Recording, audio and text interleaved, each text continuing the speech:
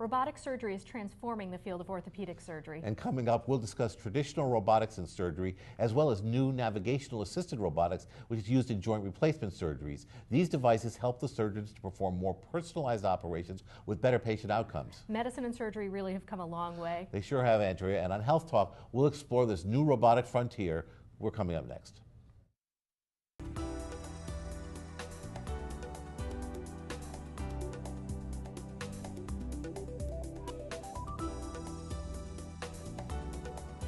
Hello, I'm Dr. Eric Mazer. And I'm Dr. Andrea Peterson. Today we're discussing the use of robotic technology in joint replacement surgery. We welcome our guests, Dr. Nicholas Polifroni and Dr. Mark Fletcher. Dr. Polifroni and Dr. Fletcher are Norwalk Hospital orthopedic surgeons. Nick helped found the Joint Center there, which is doing such fun, wonderful things. Great to have you guys. Welcome back to the show. Nice to be here. So tell us about robotic surgery. People think of robots standing there doing the surgery, and the surgeons in the back room having a cup of coffee, right? Yeah, we're still in the room. And actually, the robot that we're using is really just a computerized tool. It's called a robotic assisted arm. It really just helps. This is different than the Da Vinci robot that so many people yes. talk about. So much different, yes. The Da Vinci robot is isolated. The surgeon stands in a remote center, and the robot really is only cutting instruments. It has nothing to do with positioning or implanting anything. Okay. So Mark, how is this, what you're using, different? It's so we're there working on the patient the whole time. I think Da Vinci, they have actually the surgeon's actually sitting in a booth, and so they lose some of that feel. But we're always in the surgery, kind of actually still doing the surgery. We just use it to help us guide the surgery and be more precise with the So does the robot sort of hold your hand and guide it? No, we hold the robot's hand essentially. It'll hold if we're using putting the socket in. We're actually putting it in, but it's keeping us in a funnel essentially in a haptic and allowing us to get down into the joint at a certain angle at a certain depth. Well, we have some slides I think that you guys gave us, so we'd like to bring those up and maybe they can help explain all of this. So tell us what we're looking at here, guys.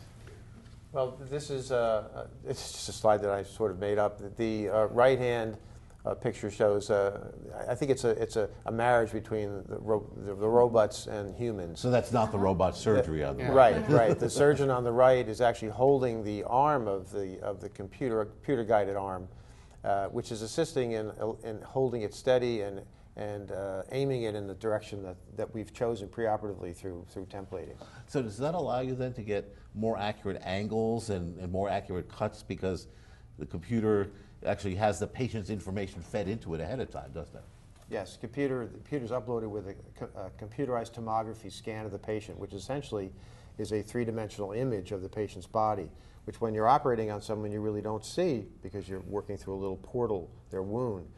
So this gives the computer is telling us over our shoulder that this is exactly where the patient's anatomy is, and it just makes it for precise control. Yeah. What are some of the advantages to the patient of having such precise control? Well, when you have a joint replacement, you want one.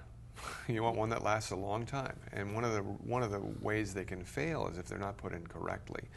And so, even though we have lots of guides and lots of check marks and all these things to put them in reliably, computers, what they do is they allow us to really focus down and have a very, very precise and repetitive way to put these in people individually. And then we can say, okay, this is exactly where this joint replacement needs to be for this person, and then we can deliver it every time.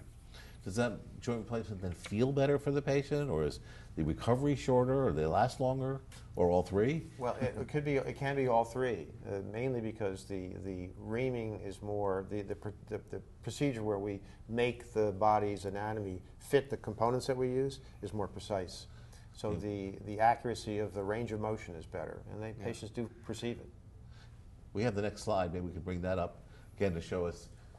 Okay, so explain to us, Mark, what are we looking at here in these two pictures? So on the left side, this is a Da Vinci robot setup. So the surgeon is sitting on the left on a monitor. He's not in the operating theater, and he's working through the computer, and the Da Vinci is in the room operating on the patient. Now, this is not to say anything wrong with No, Da it's Vinci not. surgery. It's just different. It's just a different kind of approach. And so on the right, and it's certainly very successful. On the right side, you can see the orthopedic surgeon is actually operating on the patient right there and using the computer, not only the image on the right showing the knee, but also using the robotic arm to make precise cuts. So we're controlling the operation. We're in there. Yeah. We actually can feel what's going on. So there's a feedback mechanism. Oh, really? So it's, So yeah, it's still very very tactile and very kind of you know, as much as a surgery as it always has been. It's just we're just using a computer to help us be more accurate.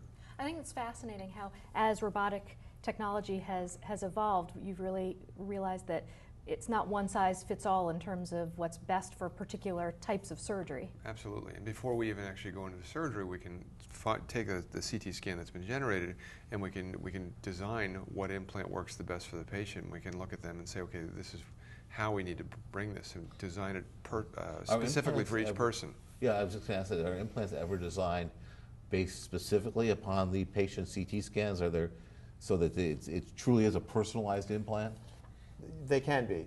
Sometimes that's done in total knees. There is a system that's actually the components are actually cut for the specific patient.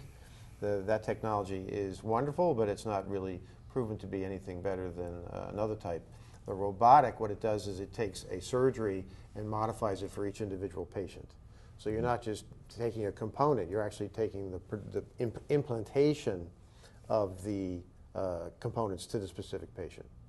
It's giving you control, accuracy, and precision all at once. You know, we have some x-rays, I think, that you brought along as well, but it's really, I guess people don't fully understand what the accuracy means, but it means you're going to get almost Andrew doesn't like when I use this term, but a perfect operation. The operation comes out just like it should.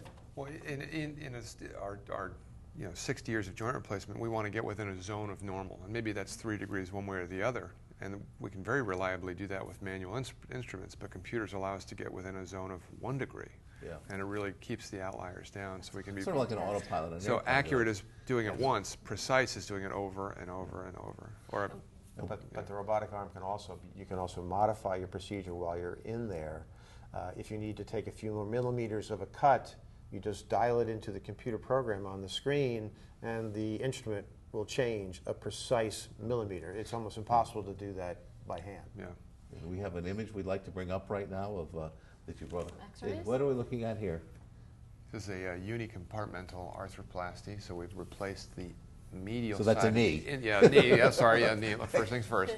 And so these surgeries have been around for a long time, but they're very difficult to do because you're working on one isolated part of the body, and notoriously it's very difficult to put one unicompartmental joint replacement in, and if you don't do it accurately, they don't last very long. But computers allow. So what we're saying is this is not a total knee. This is one part of the sort of the inside parts of the knee. Those really bright areas. Yeah, and so the difficult thing when you do a total knee is you're kind of taking the whole knee and you're changing it.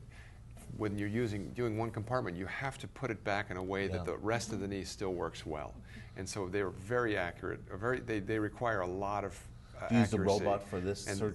I think we're going to start. We have the ability to start doing more and offering this type of surgery to more people because we can be so accurate and we can get reliably an implant in there in a way that may last for a long time. You're taking out less, but you're able to achieve.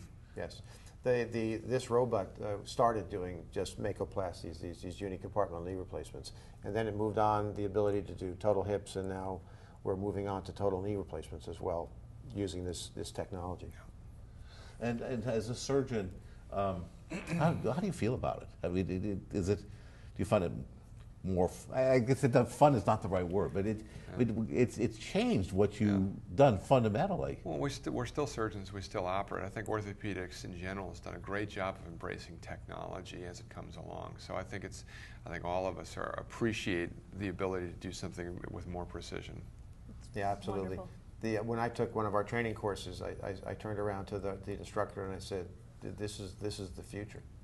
This Amazing. is the future of surgery." It's just a blend of technology to help people. So we're all out of time. For today, we want to thank both our guests, Dr. Nicholas Polifroni and Dr. Fletcher, for joining us on Health Talk. Please do send us your questions and comments at healthtalk@wchn.org. We really look forward to hearing from you. Thanks for watching. Stay fit.